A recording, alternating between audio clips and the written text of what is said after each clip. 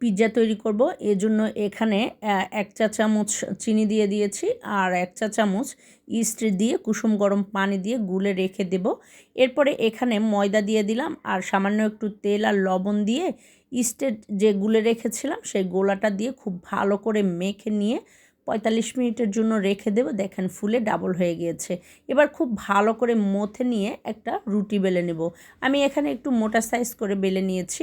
এরপরে একটা স্টিলের পাত্রে রেখে সাইডটা একটু মুড়ে দিব। দেওয়ার পরে একটা কাঁটা চামচ দিয়ে সামান্য একটু করে ট্যাপ করে দিব। দেওয়ার পরে পিৎজা সস লাগিয়ে উপরে চিজ দিয়ে দিলাম। এরপর চিকেন দিয়ে দিলাম। তারপরে ক্যাপসিকাম দিয়ে উপরে আবারও চিজ দিয়ে অরিগানো দিয়ে তারপরে 45 মিনিটের জন্য মিডিয়াম চুলার হিট রেখে তারপরে বেক করে নিব। এই যে দেখেন খুব সহজেই তৈরি হয়ে গেল রেস্টুরেন্ট স্টাইলে বাসায় তৈরি পিৎজা।